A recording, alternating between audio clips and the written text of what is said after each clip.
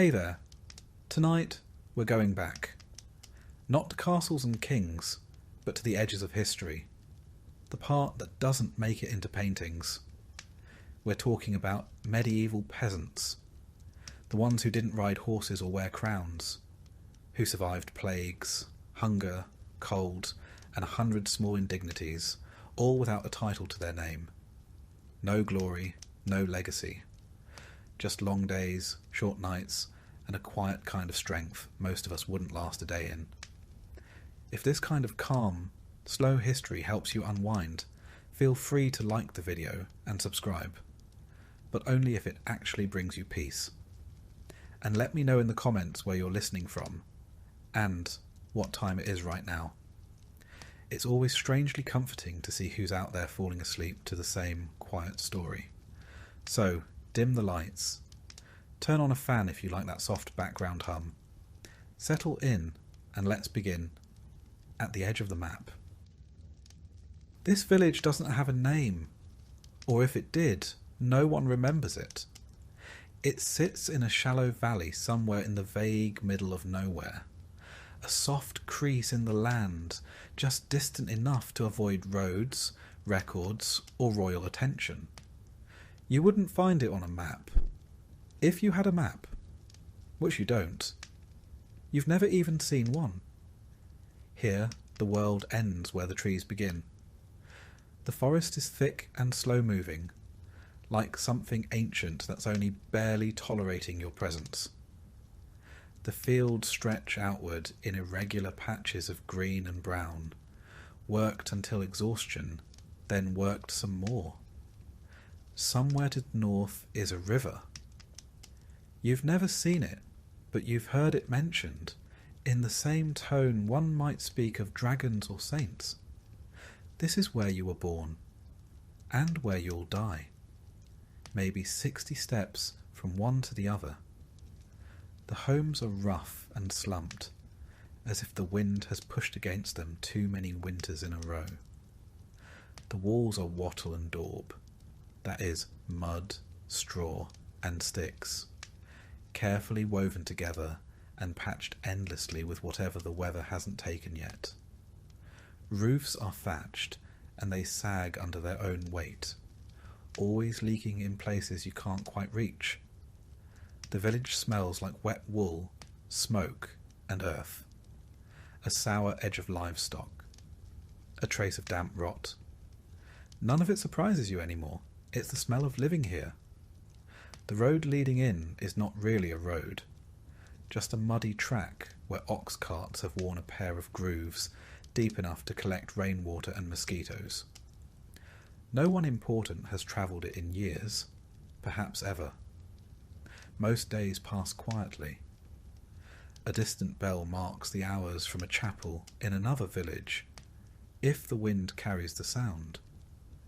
Otherwise you measure time by the position of the sun, or the depth of the shadows across the field, or the ache that settles into your spine before noon. There are maybe a dozen families here, enough to fill a small gathering on feast days. Everyone knows everyone. Everyone knows everyone's problems, and everyone politely ignores them until it's necessary not to. The village elder, if you can call him that, is a man named Tom, who once spoke to a monk, and now repeats that conversation as proof of his wisdom.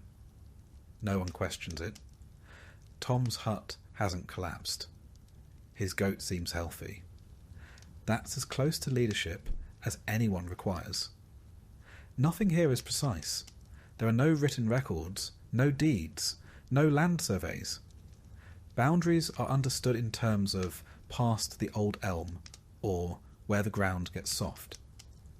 If there's a dispute, it's handled with a shrug, a short argument, and sometimes a loaf of bread passed back and forth until no one wants to keep fighting. There's no school, no tavern, no inn. If a stranger arrives, it's discussed for weeks. Where did they come from? What do they want? Are they cursed? Do they smell of salt? The arrival of someone new is both fascinating and mildly terrifying. And no one leaves. Not really. The idea of travel is less a plan than a rumour. You've heard of towns, of cities, of places where stone buildings stretch 2 or even 3 stories high. But those are stories. Like talking animals or women who turn into birds. You can't miss a world you've never seen. The forest is dense. The hills are long.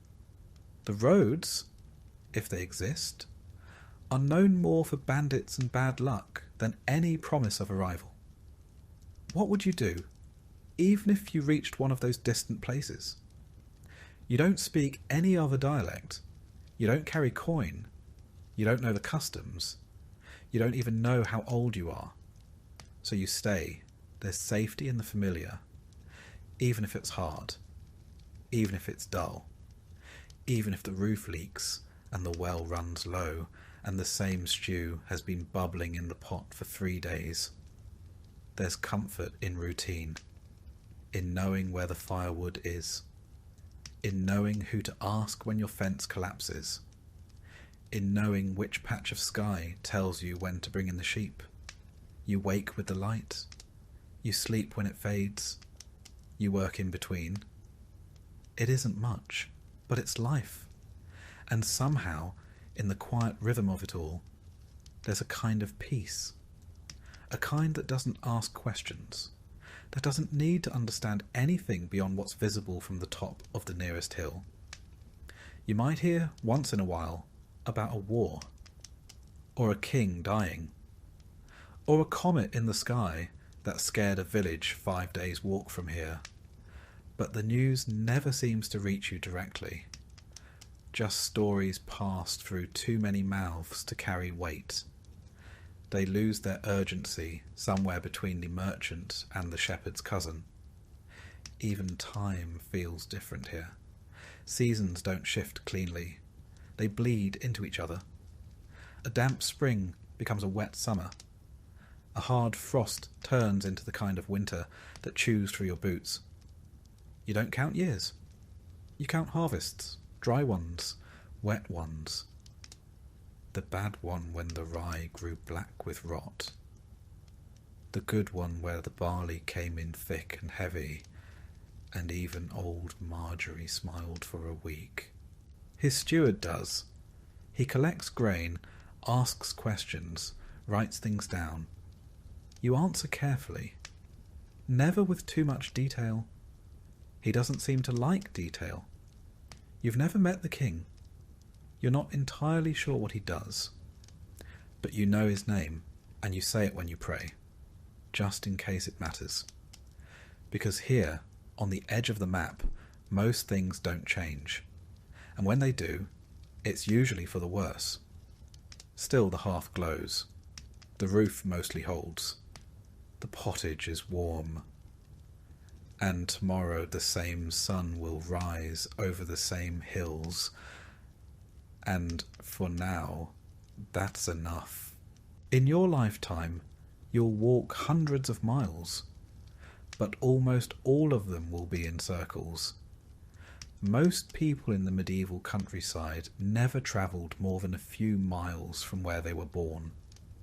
Not because they lacked curiosity, or energy, or boots, though boots were often a luxury, but because the world beyond the next hill didn't really belong to them, and the idea of going to find it, that felt as far-fetched as flying.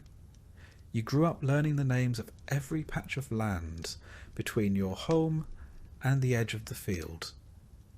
You knew the shape of every tree stump on the path to the well. You could tell who had walked the road by the depth of their footprints in the mud. Everything beyond that started to feel theoretical. The next village over might only be 5 miles away, but it may as well have been a foreign country. You'd heard stories about it. Who married who stole a goat, who said the priest snored during Mass. But you hadn't seen it, and you likely wouldn't, because travel was dangerous. Not in the fun, thrilling way. In the quiet, exhausting, possibly fatal kind of way. Roads weren't well-kept paths lined with signs and travellers' inns. They were mostly muddy tracks through forests, fields, and long stretches of very empty, very silent land. No maps, no directions. Just vague advice like, go until you see the leaning pine tree, then left past the stone that looks like a sleeping pig. And on those paths there were things to worry about. First, the forest. Medieval forests weren't parks. They weren't romantic. They were dense, dark, tangled with roots, and filled with noises you couldn't always identify. Boars, wolves, people who didn't want to be found. If you weren't born into the woods, they didn't want you in them. Second, bandits. People with nothing to lose and no land to till. Travellers were vulnerable, especially if they looked even vaguely well-fed.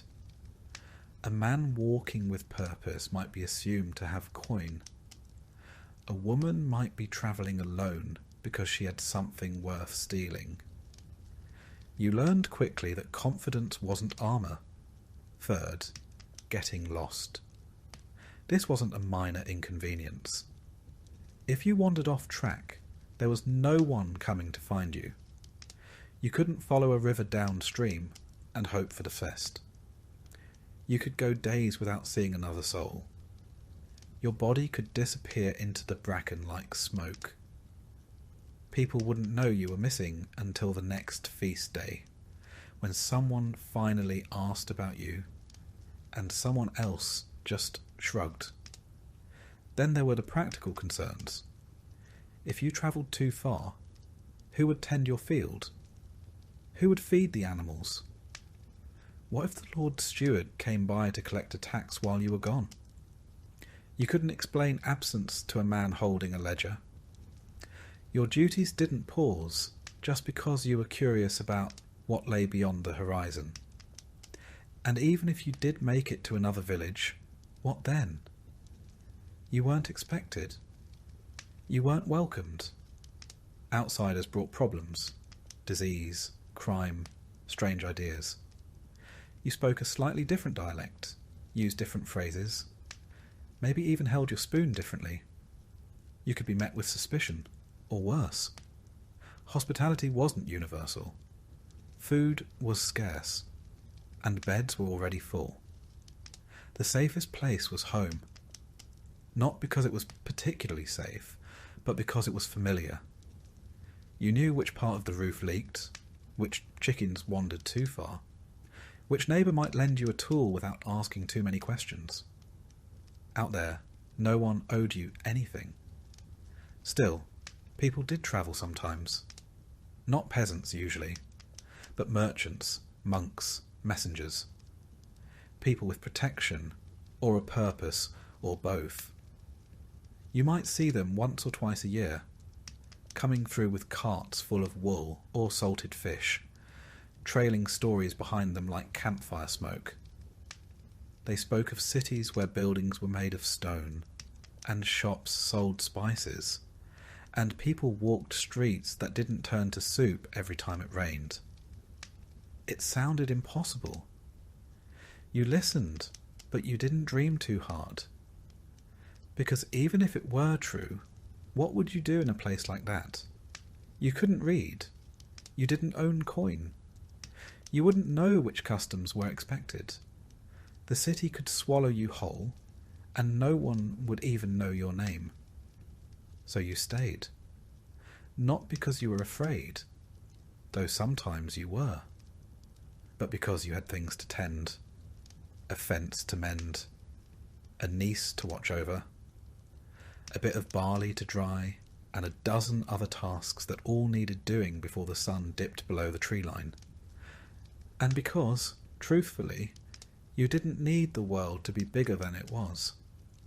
The village was enough. It had gossip and conflict and weather and sickness and fleeting joys. It had the rhythm of bells and the turning of seasons and the quiet pride of surviving another day. Sometimes you dreamed of seeing what was beyond the woods.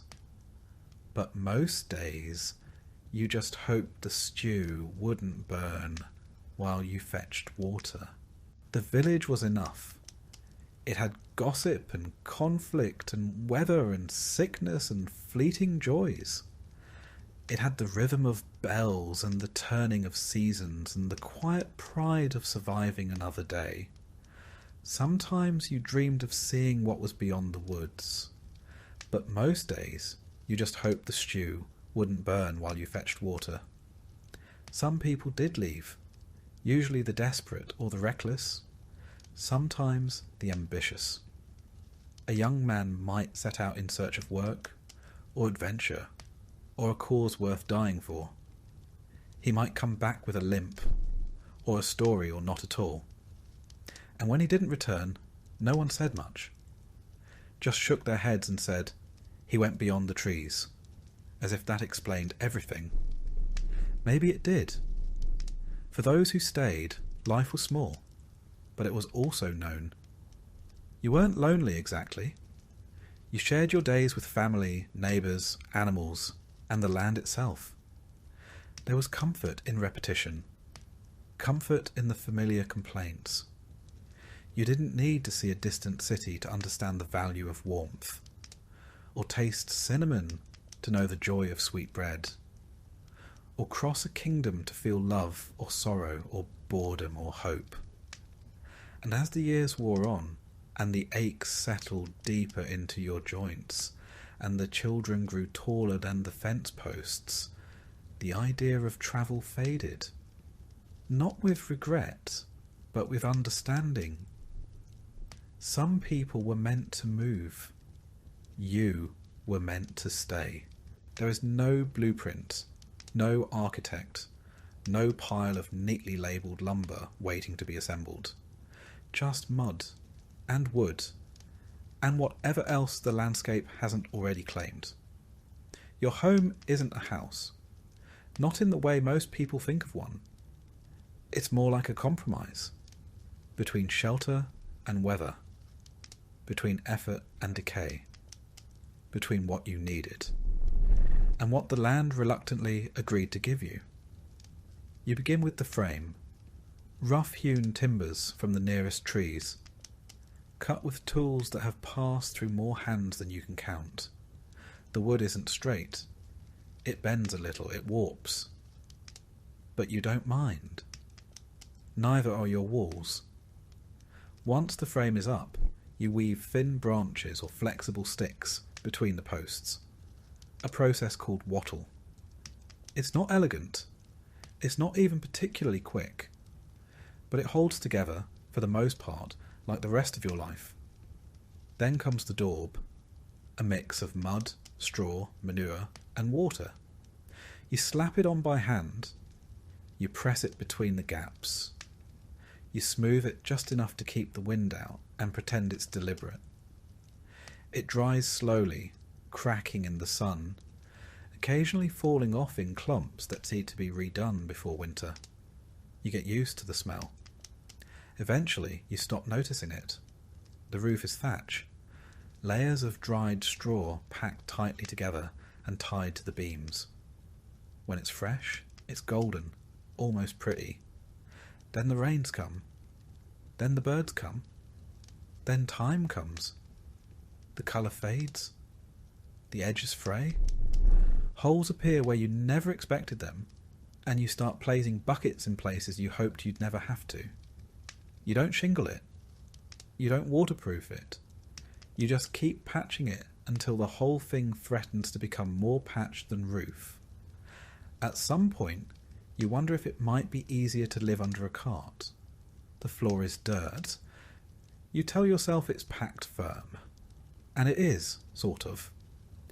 Years of walking, sweeping, spilling, and stomping have turned it into something almost solid.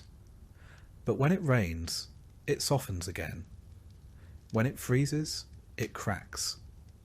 When the goats come in for the night, it's anyone's guess what's actually underfoot. You might spread rushes or straw to cover it. It helps, a little. But soon the straw gets damp, gets dirty, gets walked into dust. Then you sweep it out and start over. Or you don't. Eventually, the straw becomes the floor, and you accept it as part of the landscape. Windows, technically.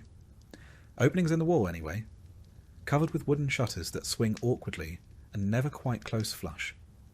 Glass is too expensive, too rare, too fragile. So the wind comes in. The cold comes in. The sounds of the animals outside come in. And sometimes the animals themselves. There's a single door, usually hung a little crooked, because the frame shifted during the last frost. It latches with a hook or a wooden peg. Not for security, there's nothing to steal, but to keep the chickens from wandering out and the wind from wandering in. Inside, the layout is best described as shared. One room, maybe two, if someone managed to tack on a lean-to or a loft, but usually just one, where you sleep, eat, cook, mend, talk, argue and hope. Everyone lives here. Parents, children, a cousin or two, a grandparent, maybe a neighbour's child whose parents are sick, or gone, or both. There's a hearth in the centre, built of stone if you're lucky, clay if you're not. The smoke rises through a hole in the roof. More or less, there's no chimney. The air inside is always smoky, always a little warm, a little damp, and always carrying the quiet scent of stew that's been reheated one too many times. Furniture is limited. A table, a bench, maybe a stool, a chest, if someone in your family was unusually good at carving or very lucky in marriage. Beds are wooden frames stuffed with straw or feathers, often shared, usually squeaking. Blankets are wool, heavy, rough, never quite dry. There's storage in the rafters, garlic, onions, herbs, maybe a small ham if the pig was kind that year. You can smell the difference between early winter and late spring just by the air above your head. Sometimes it's comforting. Sometimes it's a reminder of how close you are to running out. Animals are part of the household, literally. The cow might sleep in the same room, off in the corner. Chickens too. A goat. It isn't ideal. It isn't sanitary. But it's warm. You learn to tune out the clucks and the shuffles and the occasional startled bleat in the middle of the night. They're part of the background noise, like wind in the thatch or the slow settling creak of the walls. Nothing is level. The floor dips, the roof slants. The walls bulge slightly like the whole place is breathing in and out with the seasons. You fix what you can. You ignore what you can't. Every spring, you swear you'll repair the back wall. Every autumn, it's still leaning. It's not a house built to last. It's a house built to get through the next storm. And yet, for all its flaws, and there are many, it's home. You know where the cold comes in and how to block it with an old sack. You know which roof beam you can hang the pot from, and which one creaks when someone stands too close. You know how the light falls through the slats in the afternoon, and where the dog curls up to sleep. When strangers pass through, they see poverty. You see effort, reuse, resourcefulness. A roof that hasn't yet collapsed is a victory. A fire that still burns at dawn is a blessing. A dry corner is worth more than gold. And when you lie down at the end of the day, surrounded by snores and silence and smoke and straw, you feel a strange kind of comfort. Not pride exactly, but presence. This is your space. It bends. It leaks. It shifts in the wind. But it's held. And so have you. For the average medieval peasant, food was not an experience. It wasn't colourful or diverse, or even all that warm. It was closer to a daily problem that had to be solved again and again. using the same pieces and the same tired hope that something edible might come of it. Your kitchen, if you could call it that, was a corner of your single-room home near the hearth. There was no pantry, no shelves lined with ingredients, no carefully hung herbs in a sunny window. There was just a pot, a fire, and a short list of things you hoped hadn't spoiled. At the centre of nearly every meal was pottage, a kind of eternal stew that lived in the pot and never fully stopped cooking. It was never entirely new and never entirely gone. You added to it during the day. You skimmed it at night. You kept it warm through the seasons and prayed nothing strange grew in it when your back was turned. The ingredients depended on what you had, which usually wasn't much. On a good day, pottage might include cabbage, leeks, barley, and a few legumes. Maybe garlic or onions if the harvest had been kind. If it was winter, you used dried beans or peas. If you were especially lucky, a scrap of salted pork might get tossed in. More often, it was just the bone. Even that was valuable.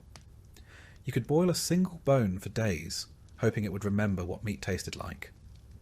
The flavour profile was consistent, earthy, grey, more temperature than taste. You didn't eat pottage for the joy of it. You ate it because it was what you had. A warm meal at the end of the day was more than comfort. It was a small victory. The pot itself never really got clean. It was wiped down, sometimes scraped, but rarely scrubbed. The next batch always absorbed the ghosts of the last one. There was no spice to cover it, no vinegar to brighten it. Just a slow, dependable dullness. A taste like boiled history. Bread was the other major player, not soft or golden or inviting, but hard, dense and dark. It was usually made from rye, barley or oats. Wheat, the soft white kind, was for the upper classes. Peasants could barely afford to see it, let alone bake with it. The loaves were small and heavy. They didn't rise much. They crumbled quickly. If you left them out for a day, they could probably double as a weapon, but they filled the stomach and gave you something to soak in your stew. Sometimes the bread was made from questionable flours, chaff, ground up peas, or whatever was left at the bottom of the miller's barrel. In hard times, people used bark, not metaphorically. They literally ground up the inner layer of tree bark and mixed it with what little flour they had. The result was famine bread, bitter, dense, and barely digestible. It kept you alive, technically. On days when even flour was scarce, people used trenchers, slices of old bread used as plates. These soaked up stew and were either eaten at the end of the meal or thrown to the animals. Sometimes they were passed down the table to someone of lower status. Bread hierarchy at its finest. Protein was rare, very rare. Chickens laid eggs. Cows gave milk. You didn't eat your livestock unless you had no other choice. When you did, you used every part: meat, fat, organs, bones. The blood was used for puddings. The fat was rendered. The head might become soup. Nothing was wasted. Pork was the most common meat when it was available. Pigs were efficient, and their salted fat flavoured many dishes, often turning something barely edible into something vaguely pleasant. But pigs were slaughtered only when necessary. A whole pig meant weeks of planning, salting, hanging, boiling, and storing. Fishing was an option if you lived near water, but even that came with restrictions. Many rivers and lakes were controlled by lords, and a fishing without permission could earn you a fine or worse. When you did fish, it was for eels, small river fish, or anything that wouldn't immediately rot. Salted herring, if you could get it, was a prize. The church dictated a fair bit of your diet too. On Fridays and during Lent, meat was forbidden, so you pivoted to fish or went without. In more creative times, beaver tails were classified as fish, a theological workaround that few questioned because it meant having something to eat. Milk was common, but also fragile. You had to use it quickly or turn it into cheese or butter. Butter was a luxury in some homes, used sparingly. Cheese was harder, tangier, and often quite dry. If you had a few good rounds stored away, it meant the cow had been generous that year. Dairy, though useful, didn't always agree with people, and refrigeration didn't exist. Sour milk was used anyway. Butter went rancid, cheese moulded. You just cut around the worst bits and hoped your stomach was stronger than the bacteria. Drinks were simple. Water was unreliable, often unsafe to drink, depending on the season and what upstream neighbour had been careless. So, ale was the default. Weak ale, known as small beer, was brewed in homes and drunk by everyone, including children. It had low alcohol, just enough to kill bacteria and dull the edges of thirst. If you had access to apples or pears, you might make cider. Wine was for the clergy and nobility. Mead was rare. Milk was for the young and the sick. Otherwise, it was ale with breakfast, ale with lunch, and ale to help forget that tomorrow would taste exactly like today. Vegetables formed the bulk of your diet. Cabbage, onions, garlic, turnips, leeks. Carrots, though not the orange ones we know now. Medieval carrots were white or purple. Most were grown in small gardens, tended carefully and eaten root to leaf. Nothing was wasted. The tops of turnips might be boiled into greens. The skins were composted or tossed into the fire. Fruit was seasonal. Apples, mostly. Maybe some berries or wild plums. If you dried them, they lasted through winter. Otherwise, they were eaten fast. Preserving was difficult. Sugar was nearly impossible to afford. Honey, if you had bees, was a treasured sweetener. Otherwise, your pottage stayed savoury, in the loosest sense of the word. Herbs were grown when possible. Parsley, sage, dill, mint. They weren't used for flavour so much as medicine or tradition. Some herbs were thought to protect against illness. Others kept pests away. Occasionally, they even made things taste a little better. But that was a happy accident, not the goal. Meals were eaten together, on benches, around the fire. There were no courses, no recipes, just a pot, a hunk of bread, and the hope that there would still be something left tomorrow. You didn't complain. Complaining didn't make the stew thicker. If you had a feast, a wedding, a harvest festival, a saint's day, you might roast a bird or bake a pie. Not the flaky, buttery kind. A medieval pie was more like a sealed box, made of hard dough to hold a meat filling, often heavily spiced if spices were available, which they usually weren't. You might flavour it with pepper, ginger, or cinnamon, if someone had traded well. Most days weren't feast days. Most days were quiet. You scraped your bowl, you soaked your bread, you drank your ale, and you leaned back, full enough to get through the evening, if not exactly satisfied. There was comfort in repetition, in knowing what the pot would taste like, in knowing how much bread was left, in watching the same hands prepare the same meal by the same fire as the wind whispered through the cracks in the wall, and the animals shifted in their sleep. The stew boiled, the bread cooled, and you once again had enough.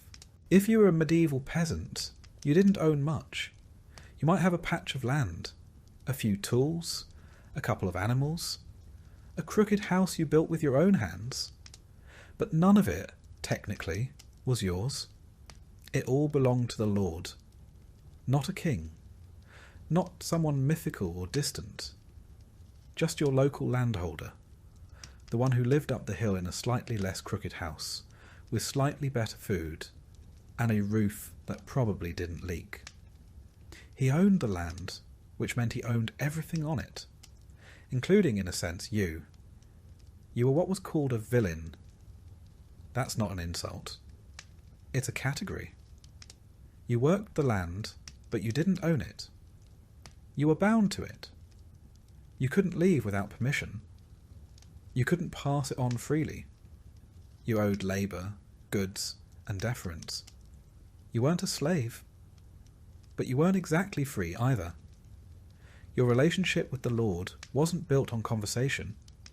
It was built on obligation. You didn't talk to him. You talked to the steward, the man who managed his lands, and more importantly, kept track of what everyone owed, and you owed a lot. Let's start with labour. A few days a week, sometimes more during harvest, you were expected to work the Lord's fields instead of your own. This was called corvée labour. You got nothing for it, no payment, no thanks. Just the knowledge that, somewhere in the manor house, someone ate because of what you did. You also owed taxes, and they came in many shapes. A portion of your grain, a share of your wool, a chicken here, some eggs there. If you brewed ale, you owed ale. If you had a pig, you owed bacon. If you managed to catch fish, guess who owned the river? The taxes didn't end with food. If you used the mill, you paid a fee, even though the mill was the only way to grind your grain, even though the Lord owned the mill and set the price. You might be tempted to grind it by hand, but doing so was often illegal, punishable by fine or worse. Because the Lord didn't just want his share, he wanted control. Same with the oven. Many manors had a communal oven, one you paid to use. If you tried baking at home and the steward found out, there could be consequences. You learned to do things the official way, even if it took longer, cost more, and made less sense. And then there were the fees. Want to get married? Pay a fee. Want to inherit your father's plot? There's a fee. Want to move to another village? First, ask permission. Then, you guessed it, pay a fee. Your livestock. Taxed. Your tools. Sometimes taxed. Your ability to breed without permission. Barely untaxed. And what did you get in return? Well, the Lord was supposed to protect you, in theory. If bandits attacked, or if a rival noble invaded, the Lord had men-at-arms who could fight. If famine struck, he might distribute grain from his stores, though rarely for free. And if you had a legal dispute, say, your neighbour's goat wandered into your garden and refused to leave, the Lord's court might settle it. Again, not for free. This was feudalism, a system of obligations and hierarchy wrapped in the language of loyalty and protection. In practice, it was a system of ownership. The land was everything. Those who owned it ruled. Those who worked it obeyed. The manor itself stood apart from the village, sometimes literally on higher ground. It might be made of stone or timber, larger than any peasant's home, with a roof thatched so thick no wind dared enter. Inside were tapestries, tables, servants, and the Lord, of course, wearing wool lined with fur, eating meals you couldn't imagine, and thinking very little about you. He might not know your name, but he knew your numbers. How much barley you owed this year. How many eggs you'd promised. Whether your son had reached the age where he could be added to the labour rolls. Everything was recorded. Not by you couldn't read, but by the steward, the reeve, the bailiff. Men with wax tablets or bits of parchment who came around with questions you learned to answer carefully. And if you didn't meet your obligations, there were punishments. Fines, usually, more goods taken, days added to your labour. In extreme cases, your tools could be confiscated, or your land reclaimed, or your house, your goats, your dignity, all of it, gone. You didn't resist. Resistance wasn't rebellion. It was foolishness. But here's the strange part. The system worked. Not because it was fair, but because it was stable. It had rules, predictable if harsh. You knew what you owed. You knew what was expected. There was no guessing, no sudden surprises. Just a steady, grinding rhythm of give, give, give. And occasionally, just occasionally, the Lord would give something back. A feast day where food was distributed. A holiday where labour was waived. A kind word, perhaps, spoken from horseback. Not enough to balance the scales, but enough to keep things from tipping. The relationship was never friendly, but it was enduring. Your lord might be young or old, kind or cruel, present or distant, but he was always above. You didn't question that. You bowed when he passed. You removed your cap. You used the right words, not because he deserved it, but because you didn't want trouble. And maybe, deep down, because a small part of you still hoped that one day you might be noticed, rewarded, lifted, even just a little. It almost never happened, but that's how the system stayed alive. Not just with fear, but with the faintest suggestion of hope, that if you worked hard enough, obeyed long enough, prayed loud enough, something might change. Meanwhile, the steward kept walking, the reeve kept writing, the mill kept grinding, and you kept digging your hands into the soil, year after year, season after season. There was no retirement, no bonus, no upward mobility, only the quiet knowledge that you had fulfilled your role. You had done what was asked. You had made it through another year under the weight of someone else's title. And as long as the Lord was pleased, you were allowed to go on living. Long before the Black Death swept across Europe and etched itself into history books, medieval peasants were already well acquainted with sickness. Not the kind of illness that came and went with the seasons, though there was plenty of that too, but the slow, constant presence of something always waiting to go wrong. Infection, fever, wasting, swelling, coughing. Disease wasn't an event. It was a feature of life. You didn't need a continent-wide catastrophe to be laid low. All it took was a small cut, a single flea, a bit of water that looked clear but wasn't. And unlike weather or taxes, illness didn't follow rules. It arrived without warning, and it rarely left quietly. There were no hospitals. Not really. If you were lucky, your village had a wise woman, maybe a midwife, someone who knew which herbs to boil and which ones to burn. If you were extremely lucky, there might be a monk nearby, literate, well-meaning, and slightly more effective than random prayer. But for the most part, when you got sick, you stayed home. You lay in bed, you sweated through your shirt, and you hoped. Most people didn't understand what caused disease. The word germ hadn't been invented yet. Microscopes were centuries away. What you had were theories, old ones, confusing ones, and often wrong ones. Some believed in miasma, bad air that carried disease through smell. If a village reeked of rot, manure and smoke, it was assumed to be dangerous, which, in a way, was correct, but not for the reasons people thought. To combat the bad air, People stuffed herbs into their clothes, carried flowers in their sleeves, or walked around with vinegar-soaked rags pressed to their faces. Not pleasant, not helpful, but deeply believed. Others blamed divine punishment. Illness came from sin, from impure thoughts, disobedient acts, or general moral decay. If your child fell ill, it was a test. If your crops failed and then your body failed, it was probably your fault. Or your neighbours, or both. There were local traditions too. Some thought illness came from the evil eye, a glare from someone jealous or angry. Others blamed moon phases, animal spirits, or grumpy saints.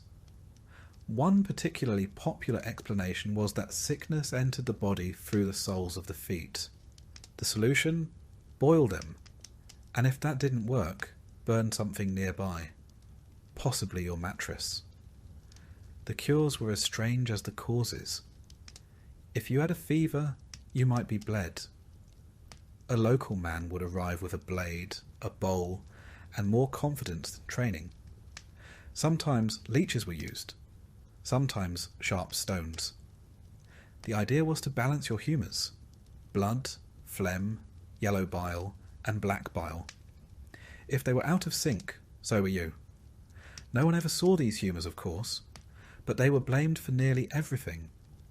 For swelling, there were poultices, smears of mashed herbs, mud, or even bread, wrapped in cloth and tied to the body. Some worked, most didn't. A few made things worse. But the important thing was that something was being done. If your stomach ached, you might chew on charcoal. If you coughed blood, you might drink wine mixed with crushed pearls. If your eyes blurred, someone might whisper a prayer while blowing smoke over your head. If your leg turned black, you were probably out of options.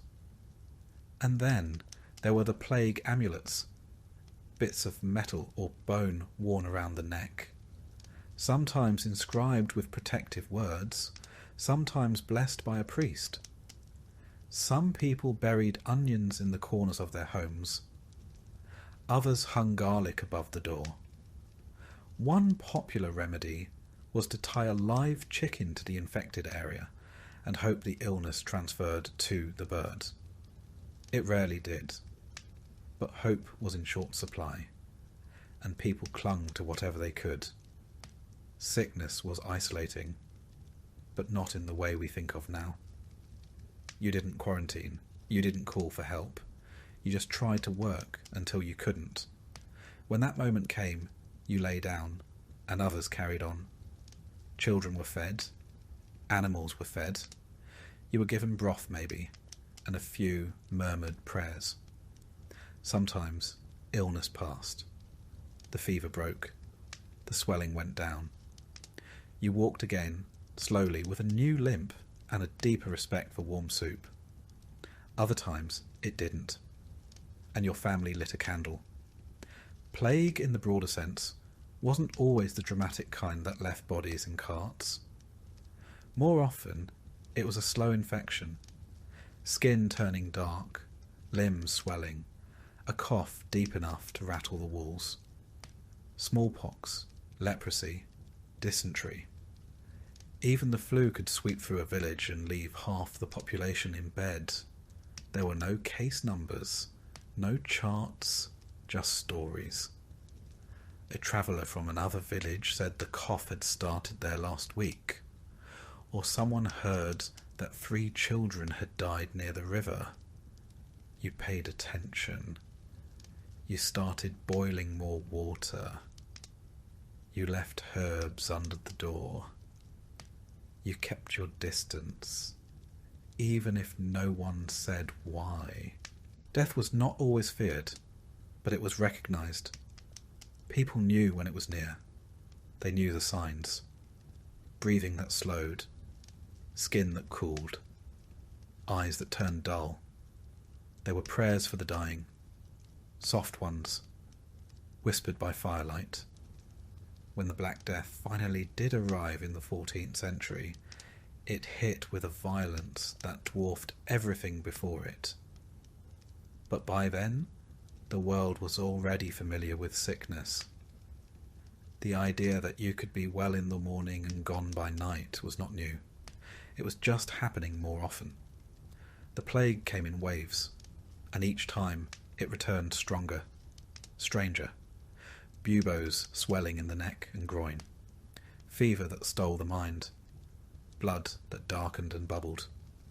People died in days, sometimes in hours. Entire villages vanished. Fields went untilled. Bells rang too often. Some peasants tried to flee, but disease travels faster than feet. Others turned to religion, doubling their prayers, whipping their backs, promising to live better if they were spared. A few turned to violence, blaming outsiders, blaming sinners, blaming anyone but the wind. The church offered explanations and comfort and burial. Monks died in droves. Priests vanished. In some places, death became so common that the funerals were skipped. Bodies were buried in mass graves, often without names. And yet, life continued. People learned how to survive around sickness. They accepted it the way they accepted hunger or cold, not joyfully, but with a kind of tired resilience. They cleaned their homes more often. They shared herbs. They whispered new prayers. Some believed that surviving one sickness gave them protection against the next. Others didn't believe at all, but they got up anyway and milked the cow. Children grew up learning which plants to avoid, which ones to chew, and which ones to boil until they stopped smelling like feet. They knew how to wrap a wound, how to wait out a fever, how to tell when someone wasn't going to get better, and when you should stop hoping. And through it all, they didn't stop living. They married, they harvested, they shared meals, such as they were. They sat by the fire and retold stories of the last illness and the time someone's grandfather survived a winter fever with nothing but garlic water and stubbornness. Plague wasn't the end of the world. It was just another part of it.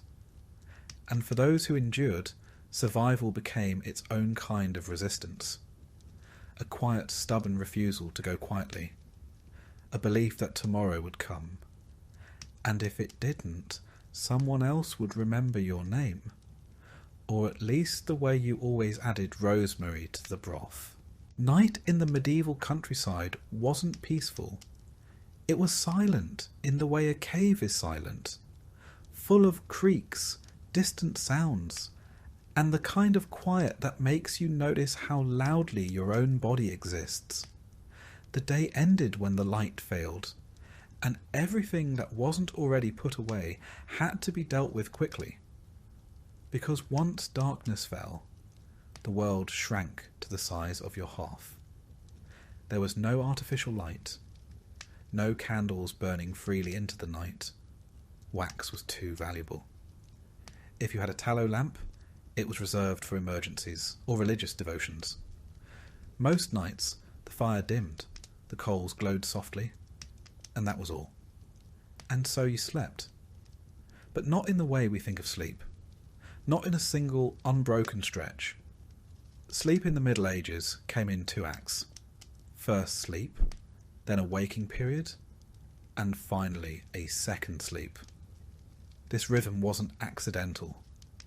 It was how people adapted to the long, lightless hours between dusk and dawn. You would drift into your first sleep not long after nightfall. The fire would be banked, the animals would have quieted, children would be hushed. The home, 1 room, maybe 2, would stretch out into stillness. If you had a mattress, it was stuffed with straw or feathers, possibly lumpy, often shared. If you didn't, you slept on woven rushes or directly on the earth, softened only by habit. Everyone slept together. Family, relatives, even servants. All in one shared space. Not out of closeness, but out of necessity. It was the only warm room in the house. On the coldest nights, even animals were brought inside. A goat near the door, a dog curled by the hearth, chickens in a basket. Warmth was more important than boundaries. There was no privacy. The idea of sleeping alone was associated with punishment, not comfort. The rich might afford solitude. Everyone else just made do. You turned to face the wall. You stuffed straw in your ears. You shared blankets. You breathed in each other's breath. And if someone snored, and someone always did, you got used to it. First, sleep lasted a few hours. Then, almost like clockwork, people would wake. It wasn't disturbing. It was expected. During this time, often around midnight, the world was still and quiet. Some people prayed. Others stirred the coals. Some used the chamber pot or stepped outside into the freezing air. Some reflected. Others whispered. It was a time of dreams too, vivid ones. People believed this midnight space opened a thin veil between the living and the dead, between the sacred and the mundane. If you dreamed during this waking interval, you remembered it, and you talked about it the next morning, not in passing, but as something that mattered. Eventually, the second sleep began, deeper, slower. This was the sleep that healed, or tried to. It was when the aches faded slightly, when the day's blisters cooled. If you were lucky, it was uninterrupted. If you weren't, you simply lay still and waited for dawn to give you an excuse to rise. The home didn't go silent at night, not entirely. The fire crackled. Wind whispered through the thatch. A baby might fuss. A cow might shuffle its hooves.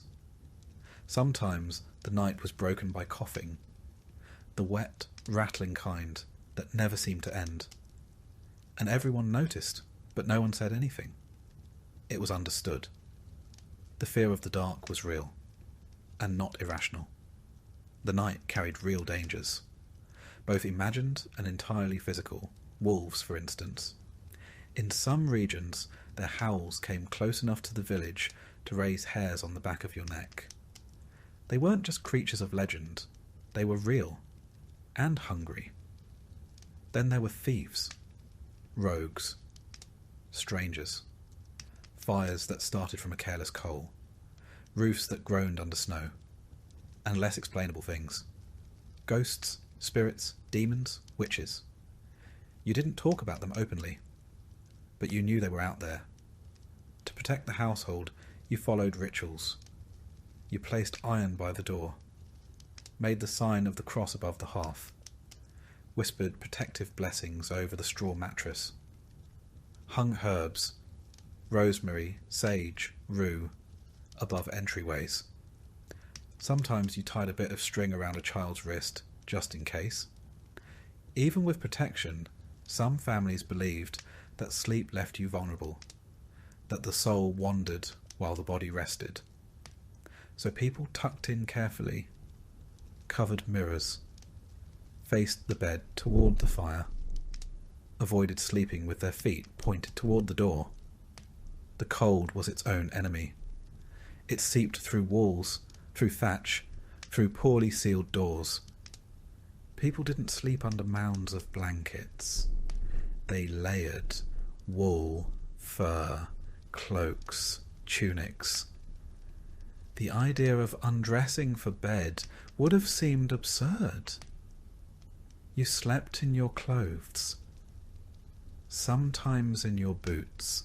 There was a comfort to sleeping next to others, but also discomfort.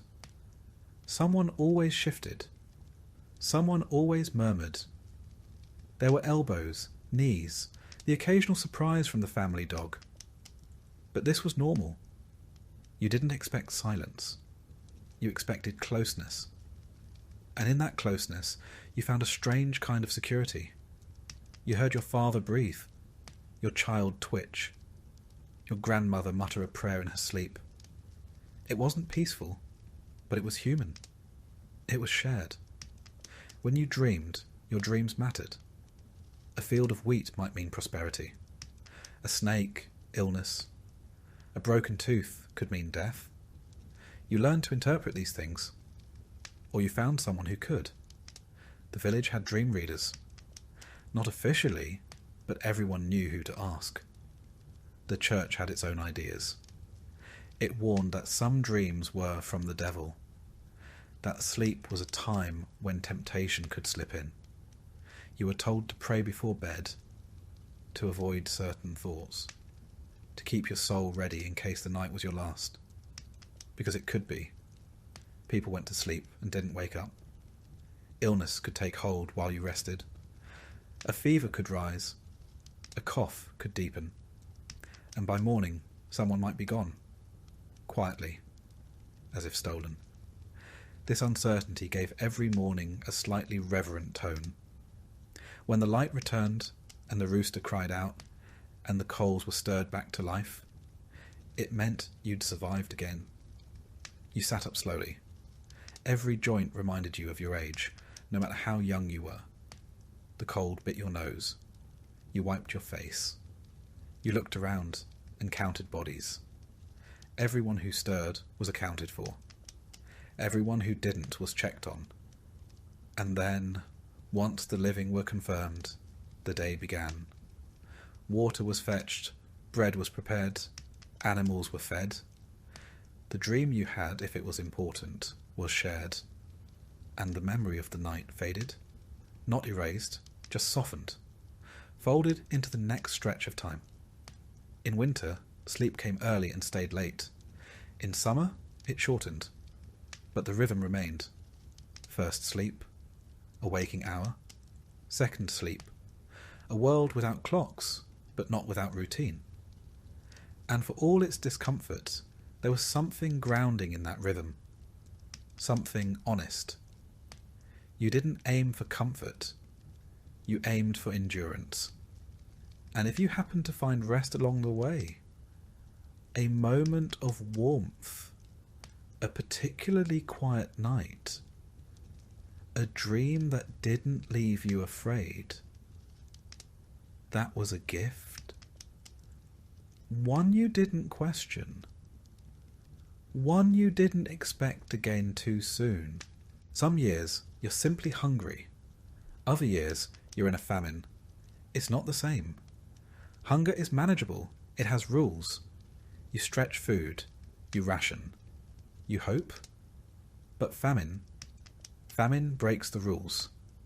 It's when the fields fail, the root cellar is bare, and there's no more pretending that next week will be better. It's when food becomes an idea more than a substance. In a medieval village, you often saw it coming. It started in the spring. Too much rain, or none. The barley came up patchy. The beans flowered, then browned. The cabbages cracked open too early.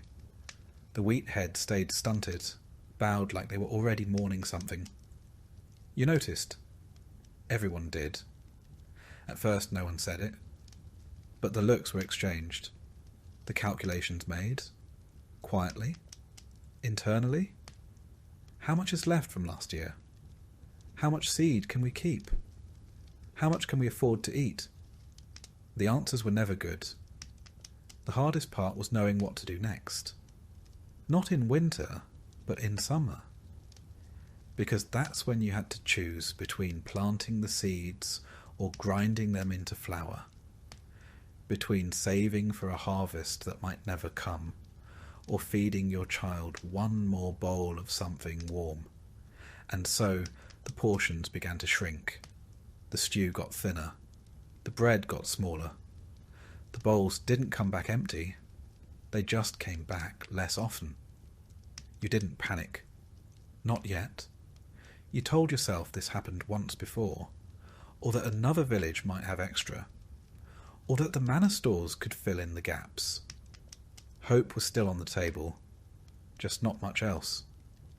By August, it became harder to ignore. By September, it became impossible. You stopped feeding the animals first. Chickens were quiet. The goat's bleating grew hollow. The dog, if you had one, stopped barking and started following you more closely, like it understood it was next. Bread became ritual. One loaf split 5 ways. Everyone chewed slower. No one commented on the crust. Even the smallest crumb was swept up with reverence. The stew was now mostly water. If it had colour, it was from the pot. You boiled weeds. You ground roots. You pulled up things you didn't recognise and hoped they weren't poisonous. Some weren't. You didn't sleep through the night. Not because you were afraid, but because your stomach reminded you, every few hours, that it was still empty. The children asked fewer questions. That's how you knew it was real. They didn't ask when the bread was coming. They didn't ask for honey. They didn't beg for stories. They sat close to the fire and stared. They learned how to wait. And your neighbours? You stopped seeing them outside. The village quieted. No more laughter in the lane. No more arguments about sheep. Just the occasional cough or crack of firewood. Famine didn't make people cruel. It made them silent. Sometimes someone would bring back a rabbit, or a bird, or a handful of acorns that could be soaked and ground. You chewed them even when they still tasted bitter. You smiled anyway. Not because it tasted good, but because it was something. You tried not to resent the manner. Sometimes they gave grain. Sometimes they didn't. The steward came around less. That was good and bad. Good, because he wasn't there to take anything. Bad, because he wasn't there to help either. His silence said more than words ever could. The church did what it could. Bread after mass. Alms for the poorest. But they too were stretched. You prayed more. Not out of faith, but out of repetition. Words are easy when your hands are too tired to do anything else. Some left the village entirely, packed up and wandered to find work or food or God. Some returned. Some didn't. You never asked what happened. You were too tired. The body changes in famine. You feel your ribs first, not from the outside, but from within, like they're too close to your skin. You stand up slower. You bruise easier. You wake up with your hands clenched, like they're still gripping tools you can't afford to use anymore. And the cold hurts more. The fire is your best friend. You spend more time tending it than you ever did cooking on it. You sit close. You sleep facing it. You feed it even as your belly goes empty. Because heat is the one luxury you can still provide. By now you've eaten everything that could be eaten. The roots, the weeds, the dried beans, the stale flour. You've boiled bones 3 times over. You've soaked bark. You've baked famine bread that cracked your tooth. And when the food was gone, you looked to the things that weren't food, but might become food in the right light. Leather, boiled and salted. Not delicious. Not satisfying, but technically chewable. You found a rat once. You didn't scream. You thanked God. Then you hid it. Cooked it alone, told no one. You still feel guilty. But you don't regret it. The dreams become strange. You dream of feasts. Tables full of roast and bread and wine. You wake up chewing your tongue. You dream of boiling things over and over, even though you haven't boiled anything in 3 days. You dream of animals coming back, of green shoots breaking through snow. You dream of your childhood, when hunger was simpler, and some nights you dream of being full. You wake from those crying. The graveyard grew slowly at first, then quickly, then too quickly to keep up.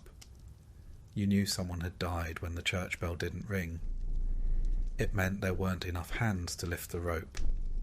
The grave was shallow. The prayer was short. The mourning was silent. Everyone had their own hunger to manage. You wanted to mourn, but you couldn't afford the emotion. You held it back, like everything else. Then, like every famine, it ended. Not suddenly, but steadily. Rain came, and it stayed. The ground softened. Seeds germinated. Plants reached up, weak but real. You had enough energy to hope again. You saved the first harvest for others. Children first. Elders next. You took the smallest bowl. You smiled as you passed it. And when the first good loaf came out of the oven, cracked on top, dark on the bottom, you stared at it before you ate. You remembered every day you went without, every trick you used, every lie you told to spare someone else. You ate slowly, and this time it filled you. By the time you could walk, the church had already marked you. It had taken your name at baptism, blessed your breath with Latin you'd never understand, and stitched your soul into a system that extended far beyond your village. You belonged to the church not because you chose to, but because there wasn't another option. In the quiet corners of your life, those dim early mornings before the fire had caught, those wet nights when the wind howled through the shutters, you felt its presence like gravity. It didn't just exist beside your life. It organised it, judged it, taxed it, forgave it, and defined what came after it. The church wasn't a place you visited. It was the air around you, the road beneath your feet, the rhythm of your year. It was the voice that murmured over your grave, and the one that whispered about it decades before you got there. The village priest, often the only person who could read, was not just your confessor. He was also your calendar, your counsellor, and the nearest thing to an oracle you had. He held the mysteries of the sky and the stories of the saints, and knew why a pig might die or a storm might come.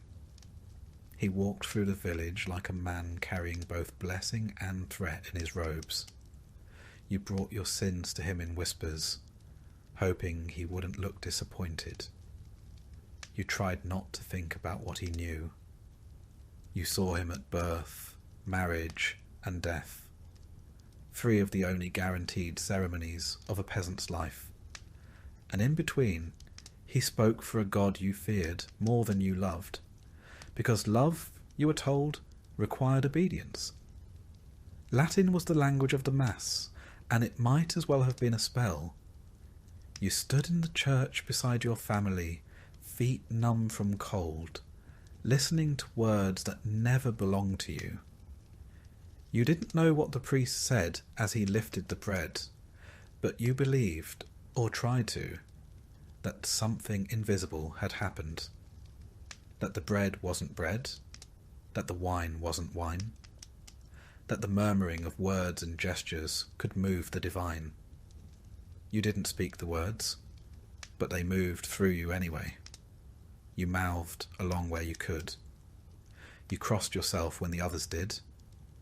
You learned the rhythm of holiness like someone learns the path to a well, without understanding every step, only that you needed it. The church told you when to fast and when to feast. It carved the year into sacred pieces. Lent, Advent, Epiphany, All Saints. You didn't say March or April.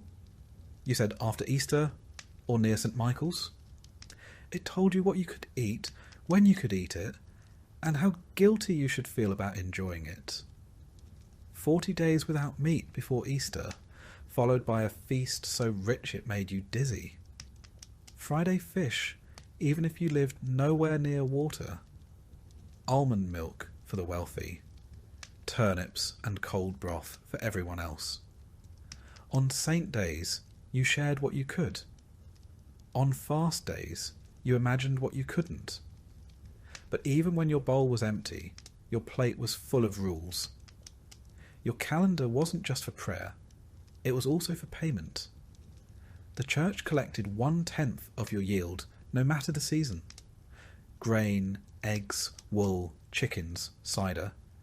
If it came from your field or your body, it had a price. You gave because it was God's portion. That's what you were told. But God didn't collect it. The priest did. Or the steward, with his ledgers and his silent nods. You watched your best barley carted off to the tithe barn, which was always bigger than your home. You saw your neighbours hand over their last sack of oats, while the priest prayed for mercy they'd just paid for. And when the harvest failed, when the rains came too late, or the frost too early, the demand didn't change. You owed what you owed. Sometimes they let you pay in candles or labour. Sometimes they didn't. Sometimes the debt grew so heavy it bent your back even when you stood upright. But the church didn't just take. It gave too, though not always in the way you wanted. It gave stories. It gave structure. It gave reasons. When your cow died without cause, the priest told you which saint to pray to. When your child fell ill, he told you it might be a test or a punishment or the devil slipping in through a crack in your belief. He offered blessings and sacraments, told you to light a candle or visit a shrine. Sometimes he gave you a scrap of relic, an old bone, a tooth, a ribbon soaked in some forgotten martyr's blood. You held it like treasure. Sometimes it worked. Sometimes it didn't. But even when it didn't, it was better than nothing. There were saints for everything. Saint Apollonia for teeth, Saint Isidore for ploughing, Saint Sebastian for plague. You didn't know where they were buried or when they lived. You only knew their names and what they could fix. Their stories were half memory, half magic, told in flickering firelight by people who weren't sure where truth ended and legend began. You called on them when you had nothing else. You whispered their names as you stirred the pot or knelt in the field. You made deals with them, promised bread or fasting, or a pilgrimage if only they'd help you this once. Sometimes they did, or seemed to, and that was enough to ask again. Pilgrimage was a holy journey, but also a way to leave. For a few days, you stepped outside the same 5 miles you'd lived your entire life.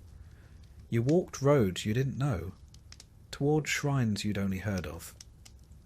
You carried your prayers with you, strapped to your back, clutched in your hands. You slept under hedges or in the corners of barns. You arrived footsore and raw, stood before a bone or a statue, and hoped something would shift inside you. Sometimes it did. You returned not healed, but changed, or at least tired enough to believe you had been. Even death was a ritual choreographed by the church. When you felt it near, you sent for the priest. He came with oil and words. He touched your forehead, prayed over your body, tried to ease your soul into what came next. Your family gathered. The candles were lit. The bell might ring if someone had the strength. You were buried on sacred ground, beside others who had walked the same path.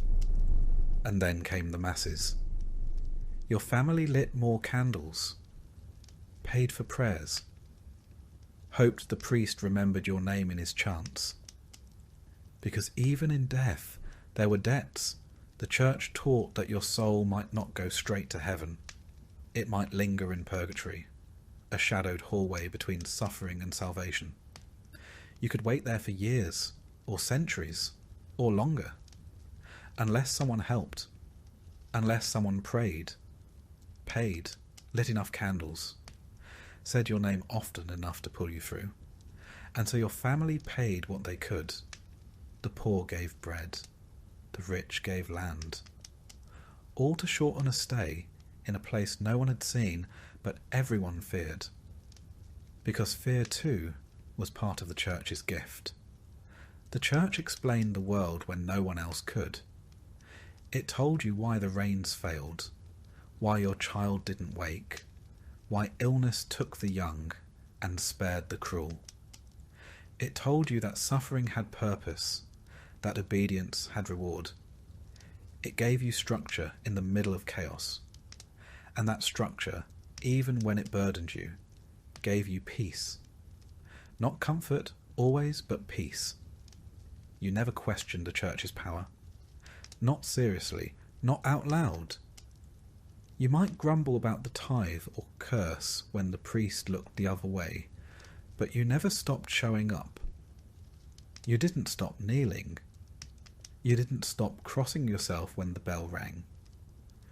Because if the church wasn't right, then the world had no shape at all. And a world with no shape was a terrifying thing.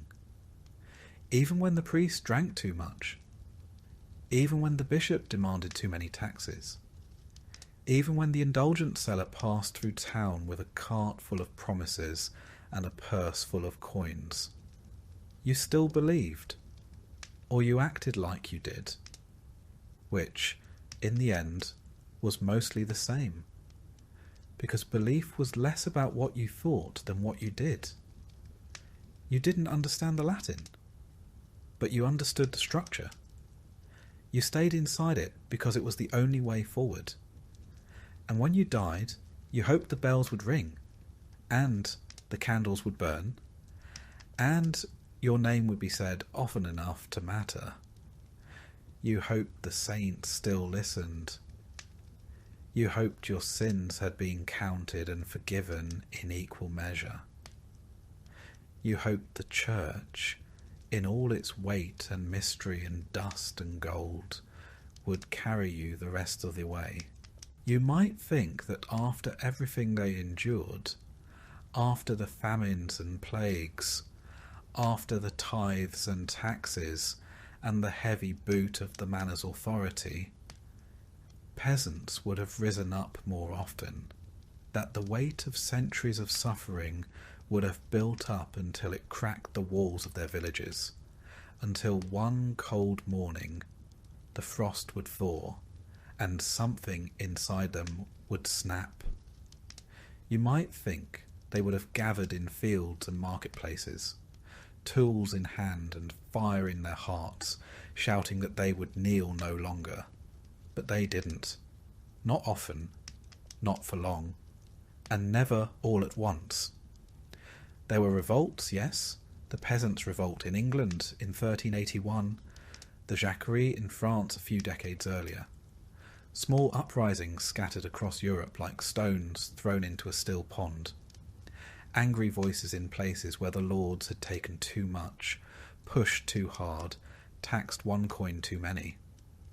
Sometimes the spark caught. A tax collector's house burned. A steward run out of town. A banner lifted. But those fires burned fast and were snuffed out even faster. They ended in executions, in gallows built in village squares, in silence heavier than the one that came before. The world didn't change. The grain still had to be sown. To understand why peasants didn't revolt more, you have to stop thinking of them as naive or cowardly. They weren't. They were survivors. Not of single tragedies, but of unbroken hardship, sustained year after year. They lived in a world of low ceilings, where hope was something rationed like grain. They didn't lack courage, they lacked margin.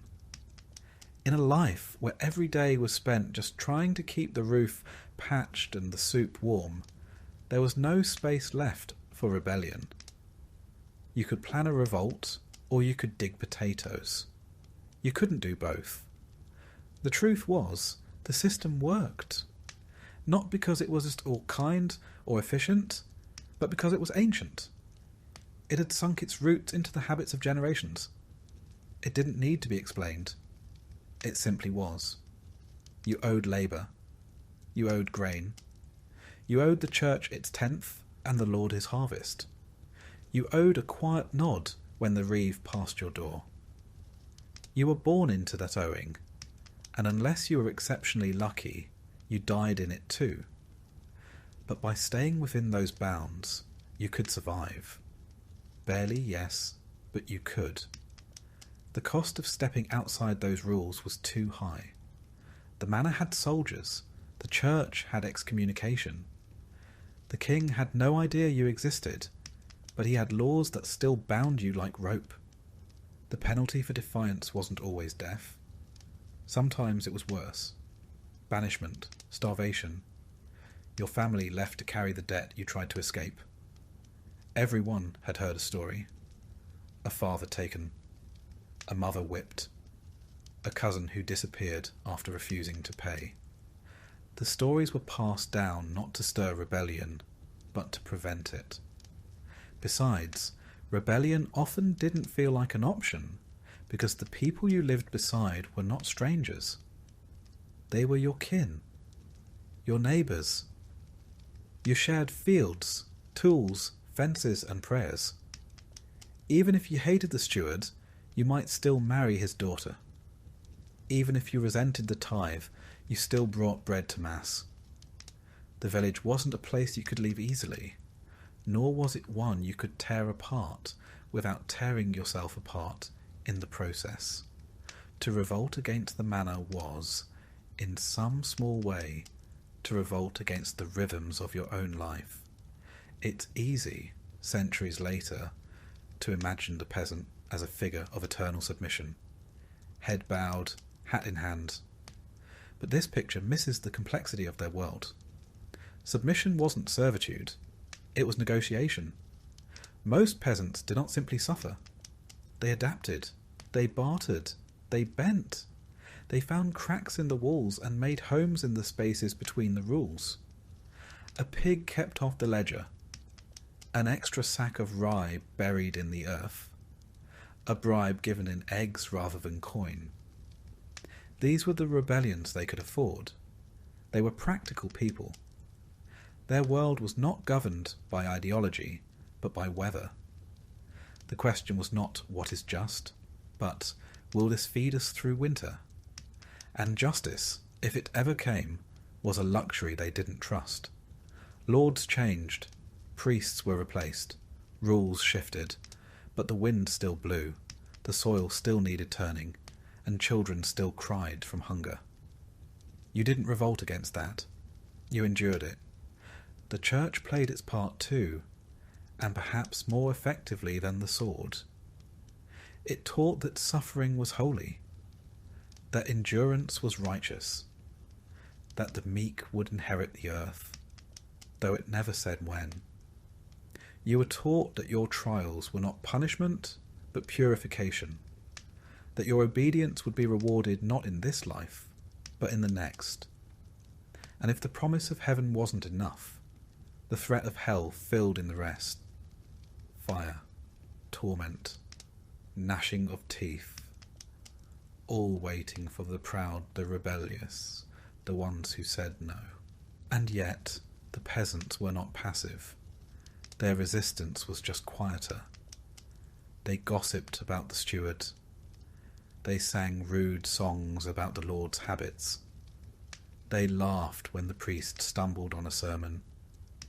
They told stories at night of better days and better men.